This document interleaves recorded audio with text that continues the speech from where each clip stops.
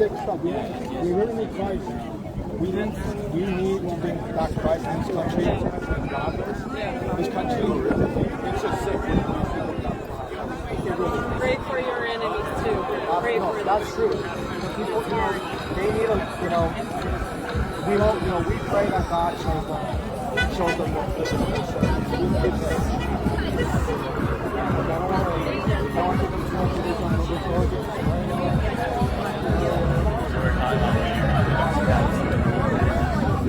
Educated, you want someone that way to talk about it.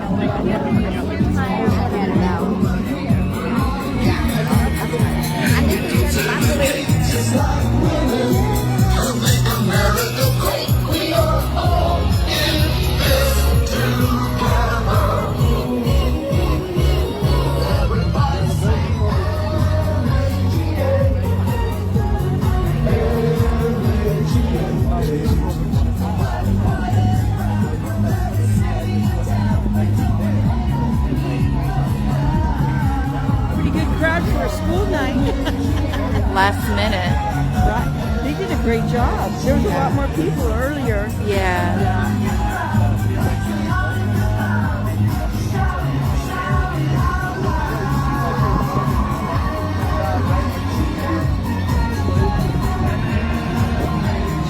It was a beautiful shot. Elderly guy talking to this young man.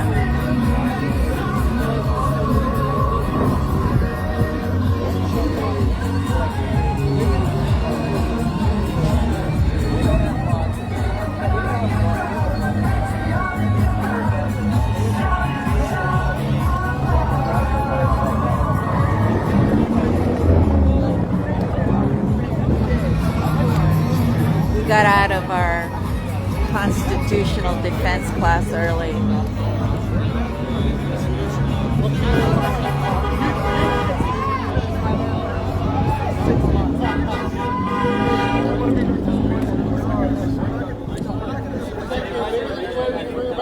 Still hard to talk about.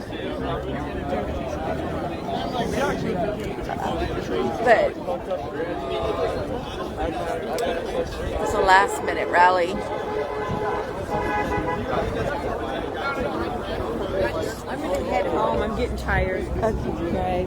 Good to see you.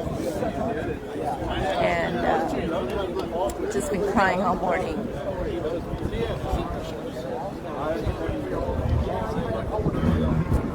Pastor Jack Hibbs had posted that Charlie Kirk had been shot in the neck at a rally at University in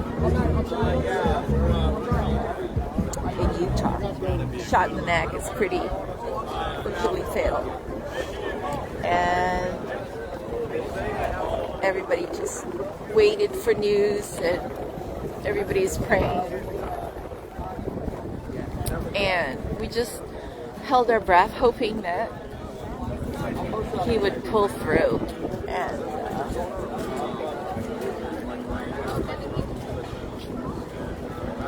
everybody was texting and calling everybody. And so this is just a peaceful rally to remember Charlie Kirk, what he stood for, what he was passionate about. And since he was 24, just his presence and his influence in the campuses, the college campuses, and he really mobilized this next generation of youth to get involved and register votes. And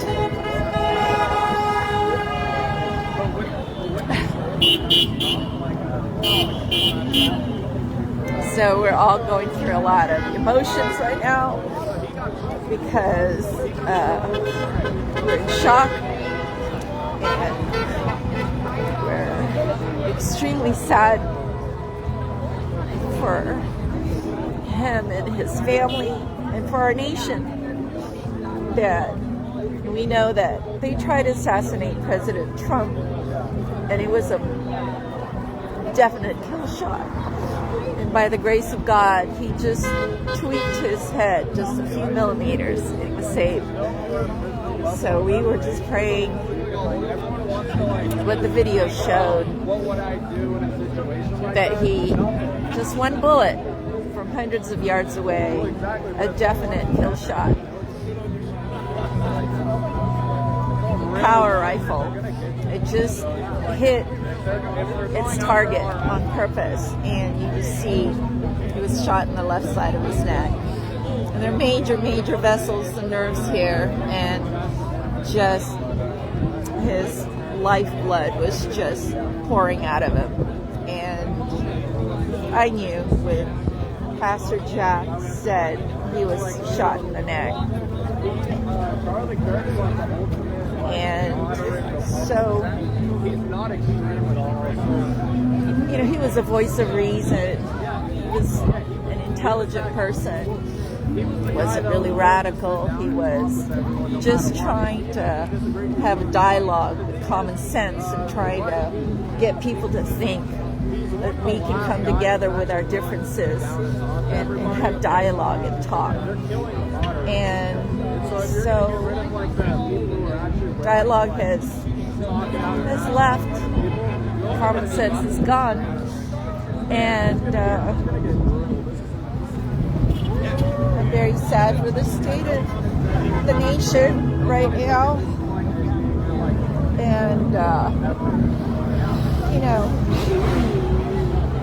I know the truth, and we have to share the gospel. It's the only thing that I know can save people.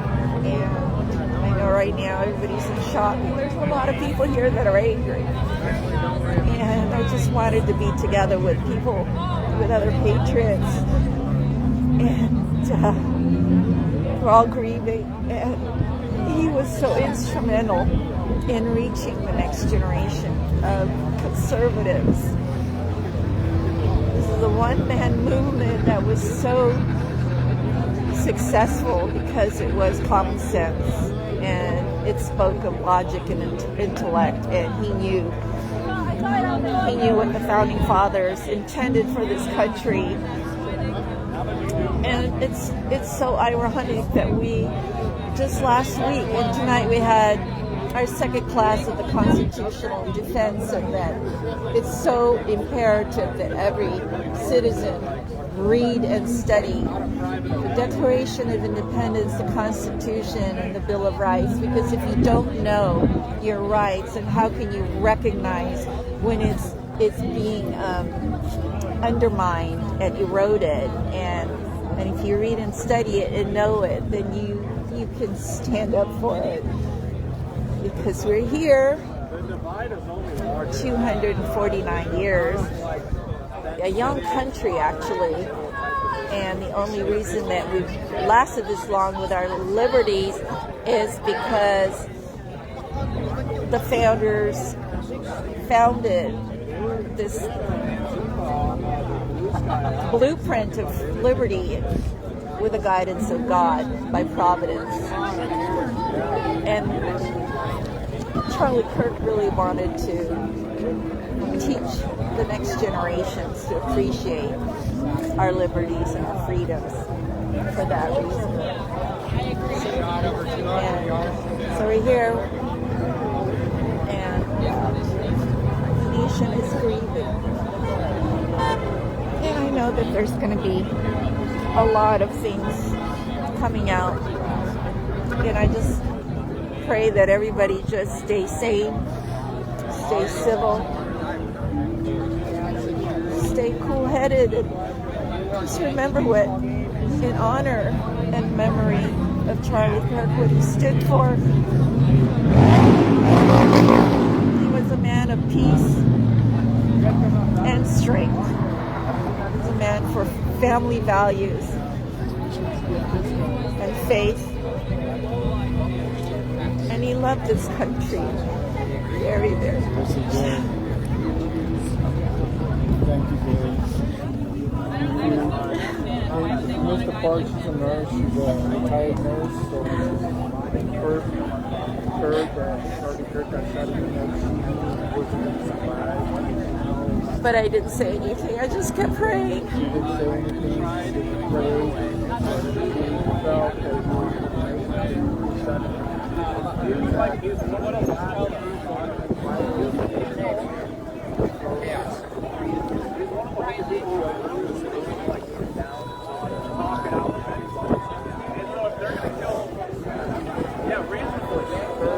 Felt that You're going to be left with no victory.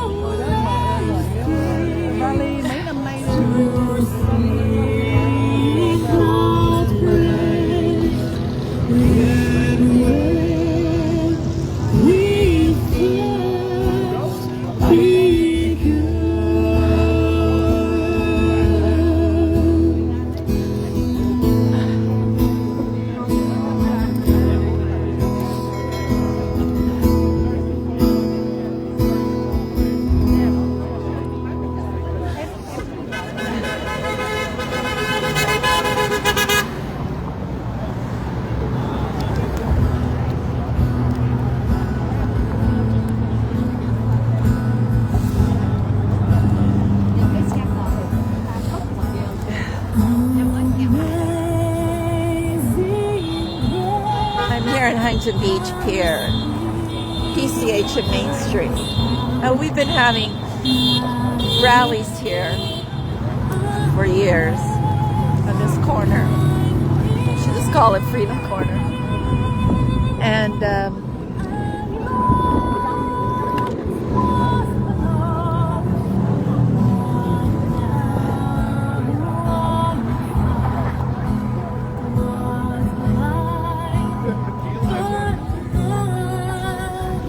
just want to say that I love this country. I'm an immigrant from another country, got naturalized, had to learn to speak English, and came here with hardly anything, just like most immigrants, poor but rich in hope and work ethics.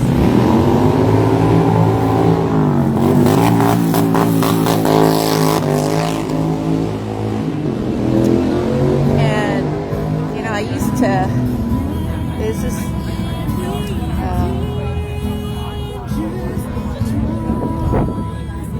ironic that learning about the Constitution and reading the Bible.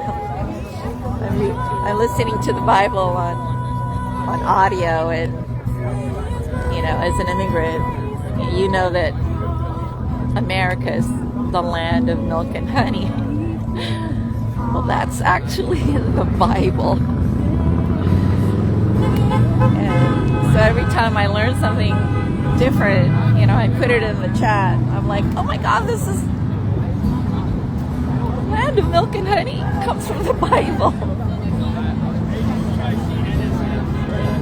Our founding fathers, Benjamin Franklin, the senior statesman, they were having problems at one point, and he said,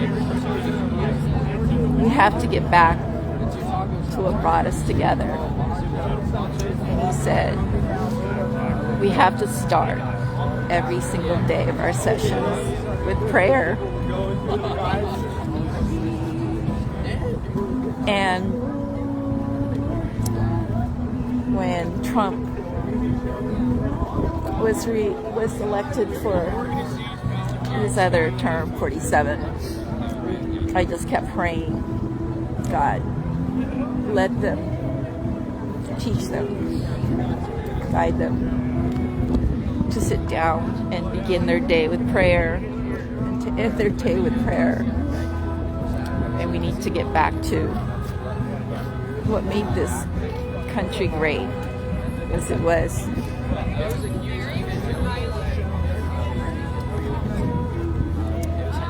Moral plumb line was God. We studied other nations, and France had liberty, but without God, didn't work. And so they said, we're going to have liberty. This nation's going to have liberty with God. And so that was their course.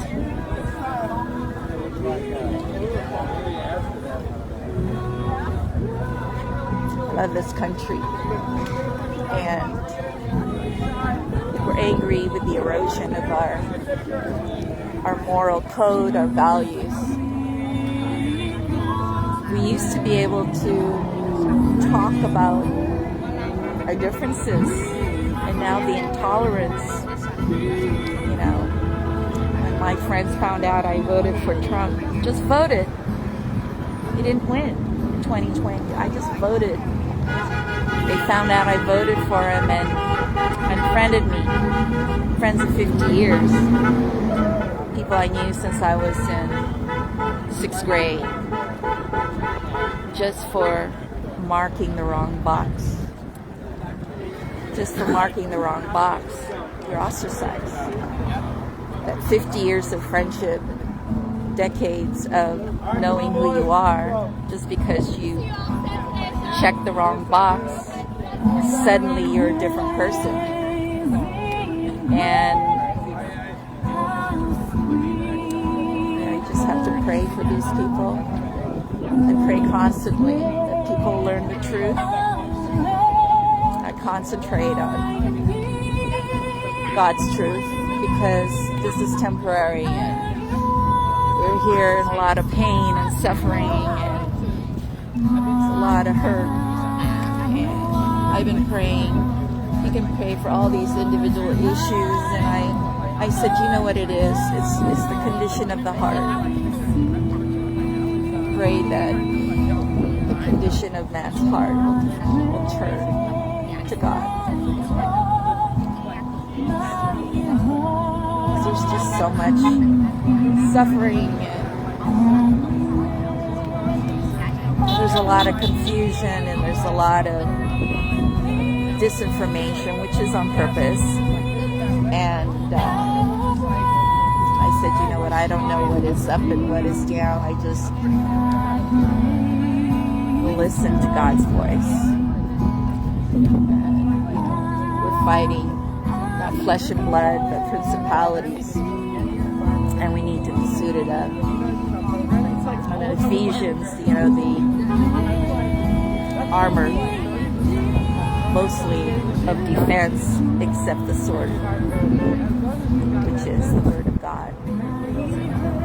It's only the offensive thing in the armor of God. And I'm getting long in the tooth here. And my prayer is that my family gets saved. I ask God, please don't take me until I know my family is saved. I've already lost 3. 3 of 7 of us are gone. I lost my brother, Suzette, my friend, and my mother in 6 months. This year has been a year of sorrow and heartache, personally, and he just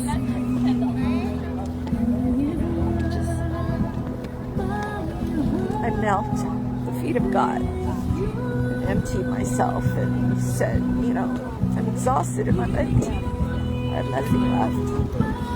And God said, good.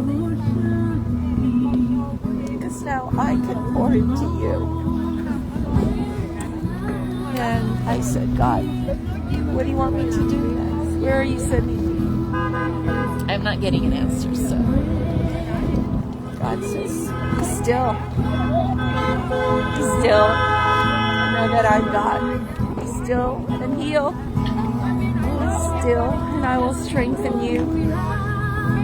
Be still and hear my voice. And when it's time, He will tell me what I'm supposed to do next. Hey, Gail. Hi. How are you? Not so good. It's hard. I know. It is hard.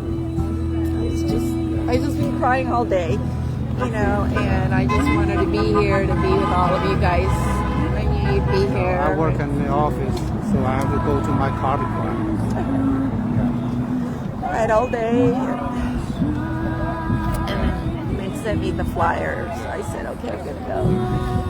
And I just want to go somewhere today, but Yeah. I don't know where to go. And then Yeah. Michelle said, oh, it's Huntington Beach. it's our usual spot, right? All right, yeah. And yeah, it's Oh my God. it's very, very sad, very sad.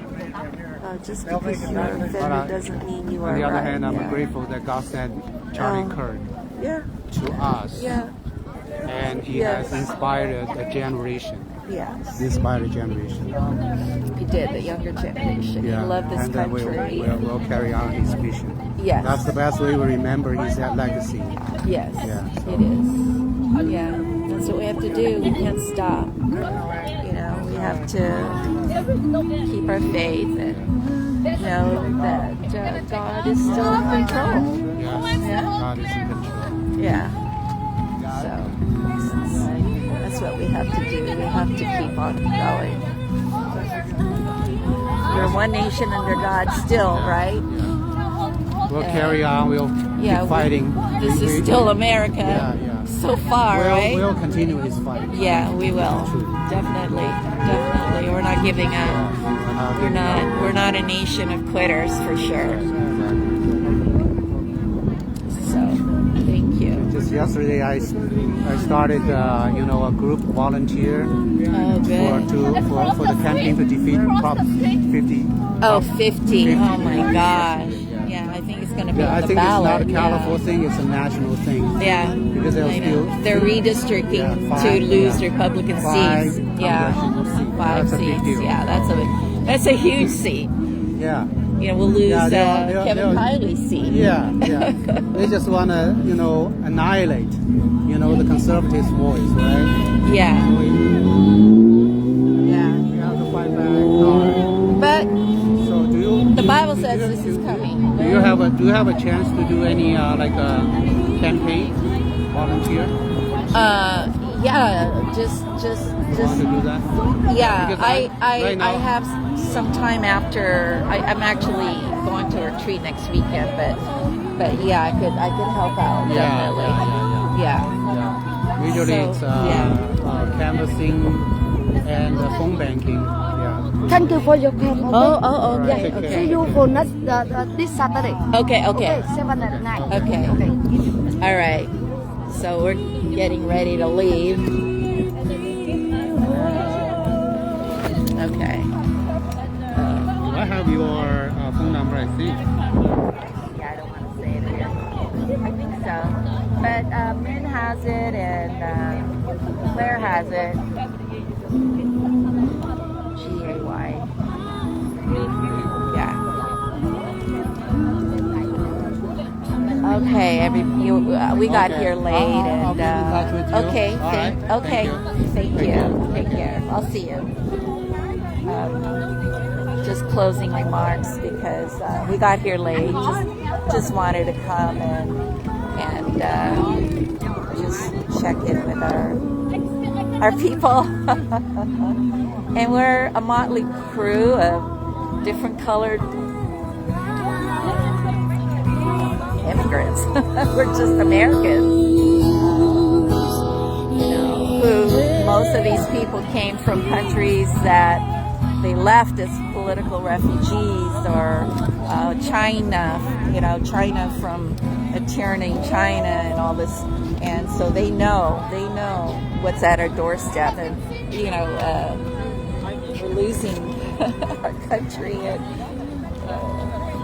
the communism and socialism, Marxism, communism is at the threshold of this country, and they don't know really what it's about, and they just romanticize it that everybody's going to be equal. They think that equity is what we should have, and it actually lowers the standards, and I don't know what country where those ideologies actually have been successful. So we will continue to fight, and it's still America, I think. Although, the rights are being eroded. Somebody in the UK had a shirt that said "We love bacon." Well, that offended a certain group of people, and that guy got arrested. So said we love bacon. So if we're in this country and I eat a bacon sandwich, one day in the future, will I get arrested? It's like, or they're just going to ban hogs and pigs. I don't know. So just read the Bible.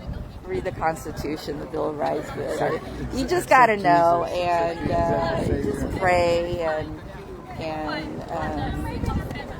pray for your family and your friends. Pray for the leaders. Even I pray for Newsom. That he finds salvation, that he finds the truth, that his heart is going to be transformed. I mean, wouldn't that be a miracle? Wouldn't that be a miracle? We can pray for these sanctuary cities and these sanctuary states actually to be law-abiding, following our existing charters of law and order. Wouldn't that be amazing? Wouldn't that be just incredible? So, all right, I guess crying is over for today. We'll see you. It's good to be out here. I got to talk to people.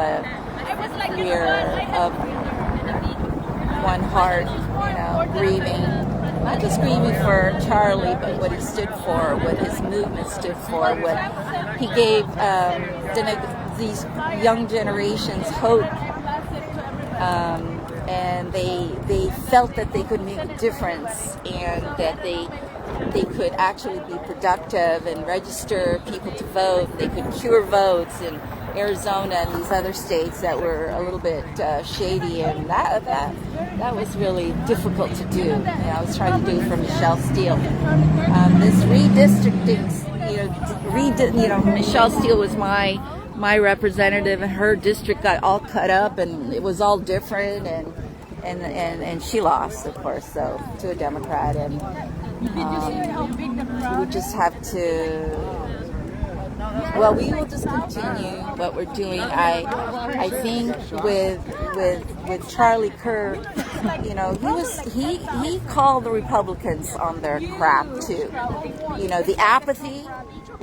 He had mentioned Oklahoma. I think 70 districts red, totally went to Trump, and yet the apathy there. I mean, they should be so mobilized and so powerful, but the apathy was there. And so he was talking about that on Mark Levin's radio show. So he redid it, and